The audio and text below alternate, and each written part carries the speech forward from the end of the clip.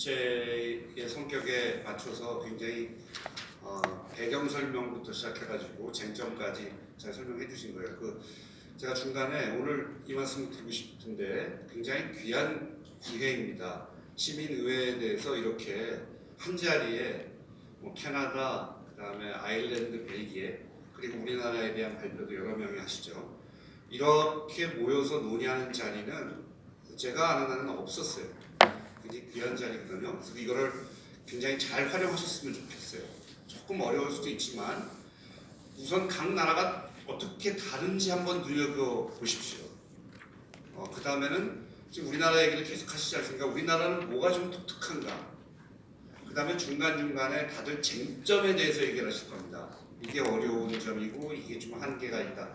그런 것은 무엇인가? 이런 논의를요, 이렇게 한 자리에서 들을 수 있는 기회는 다시 한번 말씀드리지만 굉장히 드뭅니다. 굉장히 귀한 기회거든요. 그래서 그거를 저희가 삼아서 오늘 공부를 하고 저희가 동력을 삼아서 앞으로 추진을 했으면 하는 바람이거든요. 여러 가지 지금 세계적 흐름, 한국적 흐름, 주요 쟁점을 가지고 말씀해 주셨고요. 이제 다른 나라 케이스들이 나오고 한국에 대한 논의가 마지막까지 정리가 될 겁니다. 이걸 하나의 패키지로 들으시고 이제 마지막에 이제 Q&A 세션에 또 질문도 하실 수가 있습니다. 다시 한번 쪽지를 활용하셔가지고 미리 좀 질문을 해주시고요. 다음번에는 이제 우리 아일랜드 페럴 교수님의 발표입니다. 이것도 제가 지금 읽어봤는데 굉장히 재밌습니다. 그러니까 미리 약간 좀 티저라고 그러죠? 티저. 여기 좀 문제점들도 나옵니다. 아일랜드의 독특성도 있지만 우리가 생각해봐야 할 쟁점과 문제점 이런 것들을 좀 중심으로 여러분들이 공부를 하시면 좋을 것 같습니다. So please go ahead. You have 30 minutes. Okay, thank you. Is it okay if I stand up? Okay. Thank you. I arrived yesterday afternoon, and if I keep sitting, I'm going to fall asleep. So you'll forgive me. So I decided I should stand up. So I'll do my best to keep it going. I'm really grateful for this opportunity to talk to you about what has been going on in Ireland. And just as the chair was saying, we have lessons. So I want to be frank. So there's a very positive story I will begin with about Ireland, but then, as you will see, the story is not necessarily so positive. So I'll try and develop that point. Let me start with the positive.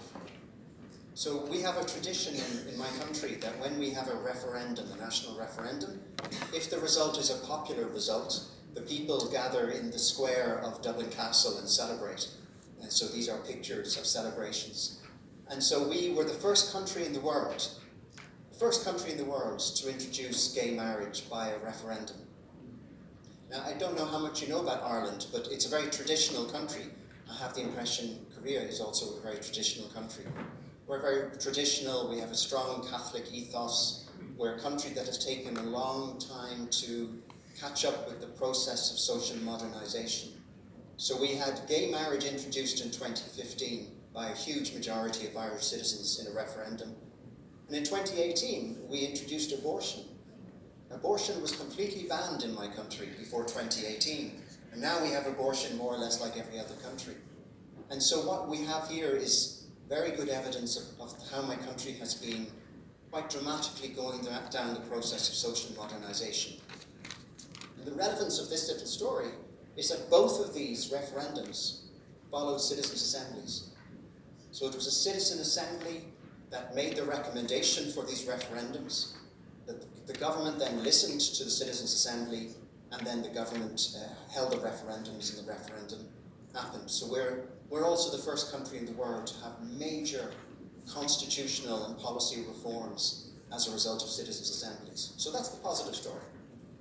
So I was really interested this morning in listening to the colleague from Gordon Campbell from Canada talking about the lessons to be learned from the Canadian case. The Canadian case, the British Columbia case, was the sort of first stage in the worldwide introduction of citizens' assemblies. My country is the second stage. Belgium, we're going to hear later on, is the third stage. And I hope Korea is going to be the fourth. That's my big hope. And in each of these stages, I think, there are lessons to be learned. So you'll see the lessons that I will try to explain to you from the Irish case. But let me start the story. Where does the Irish story begin? begins in around 2010. We fell off an economic cliff. We had a major economic crisis. This was an existential crisis. Public servants, we all had huge pay cuts. People in the private sector were made unemployed. The developers left the country. Our banks were bankrupt. The economy was on its knees. The IMF and the European Union had to take over our economy for a number of years. And so we had huge anger, massive anger on the streets. This was a perfect crisis. And I don't know if you know the phrase, you should never waste a good crisis. Well, we didn't waste that good crisis. There was a lot of angry citizens. They were banging on the streets of the parliament. They were demanding reforms. And so the political scientists, we decided that we were going to get into a conversation about this because we felt we had an argument to make. And so what we said in political science, in Irish political science, was we should look at what Canada did. We should look at British Columbia. We should look at these world's first citizens' assemblies of about 2005, 2006. And we should do the same thing in Ireland. I was very fortunate. I was at all three of those citizens' assemblies because I write a book on electoral systems, so they used my book. So they called me to be a witness. So I had first-hand experience of just what a wonderful experience, what a wonderful thing it is to attend a citizens' assembly. So we were making these speeches and we were appearing on the radio and on the television and we were writing opinion pieces and we were saying, we should have a citizens' assembly in Ireland. We should trust the citizens to guide us in how we can improve how politics runs in our country. And we were attacked. You stupid academics. You don't understand how politics works. You cannot have citizens taking important decisions. That's the job of professional politicians. Citizens are too stupid. This was the accusation that we were getting. So we decided, okay, they think we're stupid, well, let's see if we can prove them wrong. So we went and got some money, and we set up our own citizens' assembly in 2011. And we called it We the Citizens. We had a lot of money, so we spent it. And we had a lot of publicity and media programs, and we went all around the country promoting the idea of a citizens' assembly. And then we got 100 citizens together, and we gave them some difficult things to discuss. And the citizens were able to discuss it. And the citizens were able to come up with good recommendations. So we went back to the politicians and we said, it works. It can work in this country. You can trust the citizens. So why not do it yourselves? Why don't you listen to us? And they did. So they set up a citizens' assembly. It was called the Convention on the Constitution, but in effect it was a citizens' assembly. And just look at that picture. I was reflecting on this morning as I was listening to the opening remarks. What is your favorite sound in the world? What is your favorite noise in the world? When I have a discussion with my wife will say, it's walking through a forest and listening to birdsong. It's listening to the birds in the trees and things like this. For me, my favorite sound in the world is standing in a room during citizens' assembly and just listening to 100, in our case it's 100 citizens talking. They're sitting in small tables and they're all talking at the same time. They're having a dialogue. And that is a wonderful sound, and I really hope you get more of those sounds in the future here in Korea. But this is an example of the first citizens' assembly. I'll just mention a little bit of detail. It is unusual and it is worth reflecting on this, that a third of the members of this citizens' assemblies were from our National Assembly, were from our Parliament. So we had a member of Parliament sitting at the same table with ordinary citizens. And as a result of that, to this day, we have members of the Parliament now who were part of this, who are big supporters. They are fans, they are cheerleaders. They think a citizens' assembly is really good because they were involved in one of these themselves. Anyway, so it discussed all of these different things that you can see on the slide, including gay marriage and a number of other topics, and it made various recommendations. And it was seen to be a huge success. So because of that, we've now had lots of them. The most recent one was on drugs, which only finished a few years ago. So we've had now 6 citizens' assemblies, the one on the previous slide and these other 5. So citizens' assemblies is something that we do, and this is why a lot of international attention is given to this. It does seem to be a big success for all of the different activities that they've discussed. And they've had important outcomes. So this is just an example of some of the main outcomes, the main policy changes that have been produced as a result of a citizen assembly. So we've had 6 referendums. I've already mentioned the 2 most prominent ones on marriage equality and on abortion. But as you can see, and I put it in a red box there, we've also had 3 referendums that were defeated. And I want to come back at the end of my remarks to the most recent referendums, which happened a few weeks ago, which were defeated, because I think this is where the negative part of the Irish story comes in. So we've had a number of referendums. We've had promises of more referendums to come, so there could be more in a few years. We've had a major climate policy change. Our national parliament declared a climate emergency, and all of these are following recommendations of different citizens' assemblies. We've had major parliamentary reforms, so we've had political reform. Our parliament today has a lot more power than used to be the case as a result of listening to recommendations of one of these citizens' assemblies. So there's been a lot of good policy outcomes. But you see the list. It looks impressive, but let me give you a clue to the problem with the Irish case.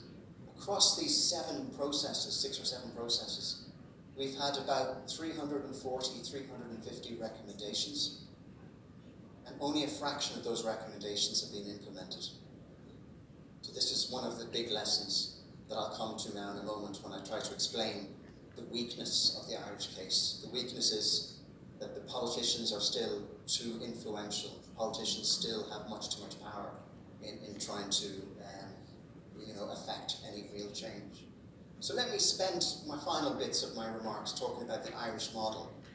And some of this has already come up, so I won't take too long on it. But the first thing to say on this slide is the Irish model looks very like a citizen assembly almost anywhere around the world. So this is the good bit of the story.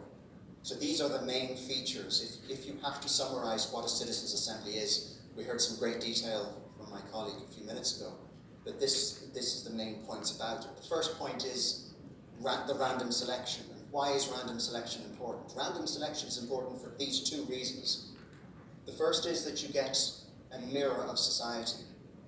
You get very good representation of all the different groups, and that's really important, because it's going to be the same here as it is in my country, that the elected parliament is not a mirror of society. There are too many, I don't know if you know the phrase, male, pale and stale.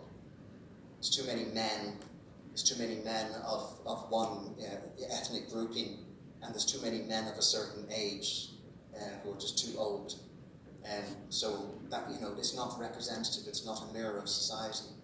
Well, obviously, if you're carrying out a random selection, you get a mirror of society. You get women, you get ethnic minorities, you get people who don't speak the language of the country, you get people who are not even citizens, you get people who are disabled, you get people who might have all sorts of particular issues, but they are selected, so they turn up.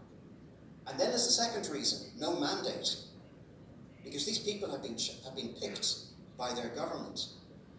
This is very different from, for example, what we saw in Iceland in 2011. Because in Iceland, they elected the 25 members of their citizen council. And those 25 elected members felt that they had a mandate. I have run for office, so I have my views, and I'm going to make sure that my views are expressed in this process. Whereas with a citizen assembly, you are picked randomly, you're selected, you have the honor, you have the privilege of being selected to be a member of the citizen assembly. So that produces a very different attitude among the members. There's an understanding that if you are selected, you're there to represent yourself. You're not there to represent women or men or left-wing people or right-wing people or climate change people, or you are there to represent yourself, to be educated and informed about a topic, to go in with an open mind, be prepared to change your mind, and then come out with hopefully a good recommendation. So this lack of a mandate is really crucial. The second feature of all citizens' assemblies is that it's inclusive. It's an inclusive process. So experts are included. Sometimes politicians condemn citizens' assemblies because they say it's just these ordinary citizens who are not informed. What about the experts? You know, the better way to do this is to have professional, you know, political scientists and lawyers and atomic engineers and people who really know what they're talking about. And the point is, yes, you need them, but they're there to be experts, be witnesses. So you want the atomic engineers and the political scientists and the lawyers to come and be expert witnesses, to bring the members of the Citizens' Assembly up to speed so that the members can then speak and make recommendations and understand what's going on because they become informed. So experts are included, but not as members. And secondly, you must hear the words of interest groups and advocates and people who are personally impacted. So for example, when the Irish Citizen Assembly was discussing abortion, they heard from women. They heard from women who had had abortions, from women who had decided not to have abortions, from women who had abortions and thought that they regretted it, from people who, all the different perspectives they heard. They heard from church leaders. They heard from interest groups who are trying to promote change. So you want to hear from all the voices. They should be witnesses to help the members of the Citizen Assembly understand what's going on. So that's the second point. It's an inclusive process and everyone is there, not just the members. And then the third, which is the crucial ingredient, of course, is deliberation. You know, the whole idea is the hard work of the Citizen Assembly is done in these small groups where the deliberation happens.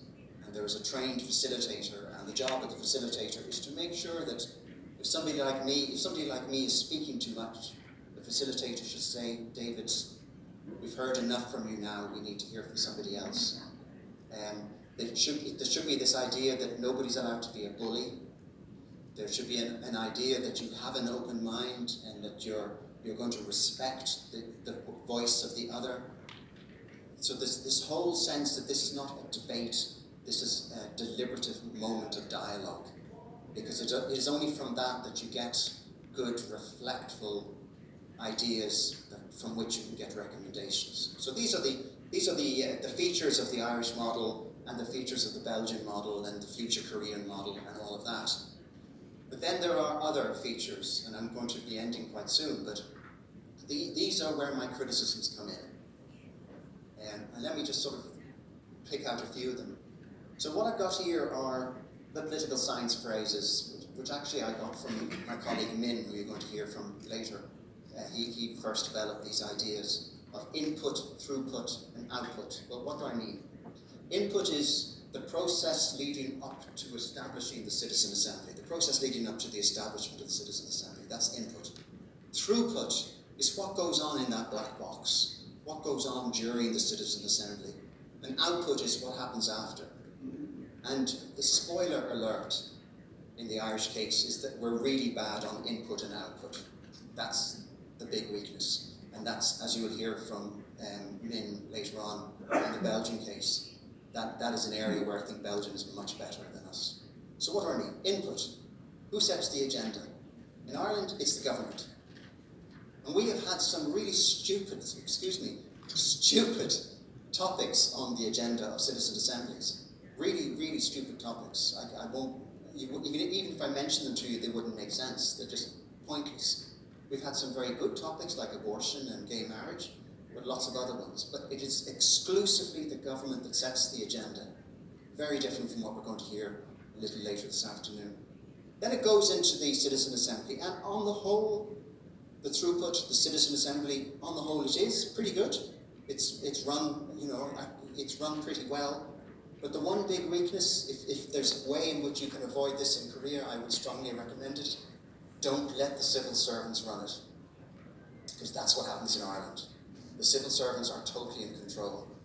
So a prime minister decides they're going to set up a citizen assembly, the government sets the agenda, and then they find a civil servant and they say to the civil servant, you should come off your normal duties and you should run it.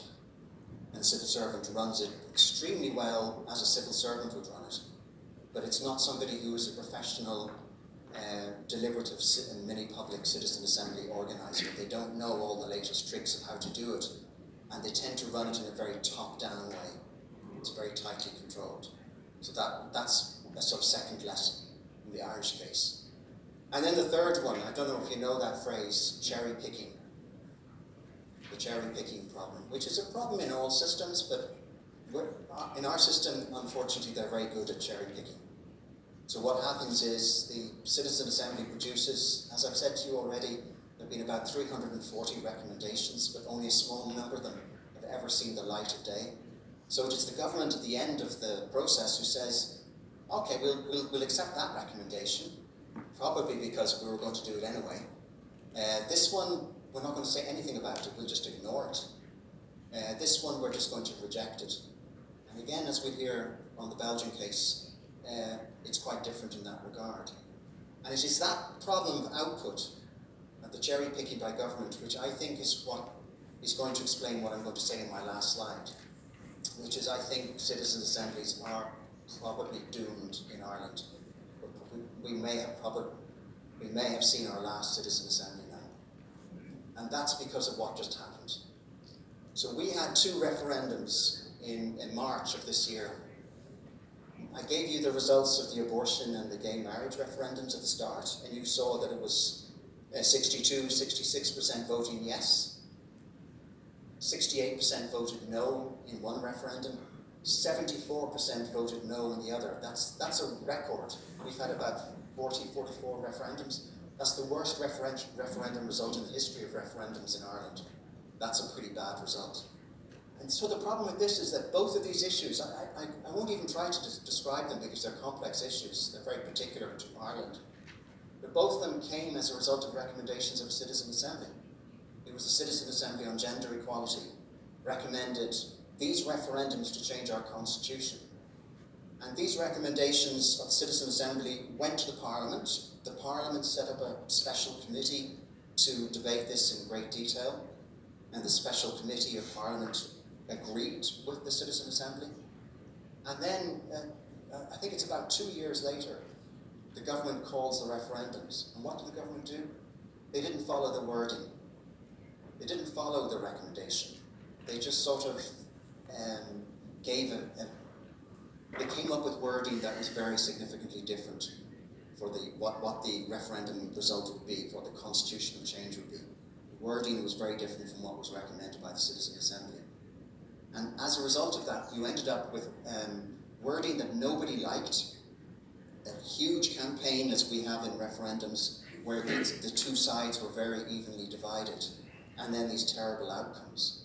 And as a consequence of that, all the politicians are now saying, you know, we've got gay marriage and we've got abortion and we now have divorce and we have a lot of these other social modernization changes. Maybe we've done enough of those now. Maybe it's time to slow things down a bit. And in that sort of discussion, you get the sense that maybe we've had a few too many of these citizen assemblies. So I don't know if I'm going to be right. I hope I'm not. But I think, as I was saying a few minutes ago, this is probably the end of citizens' assemblies in Ireland. So if I go back to my opening remarks about the different stages, Canada was really good, but they made mistakes. Gordon Campbell did sort of indicate that. We were very good, but we've made mistakes. Belgium still is very good. I'm waiting to hear if there are big mistakes, but maybe Nin can tell us. But I think the path is now open for you guys to take over and run the next stage. So I'll stop there.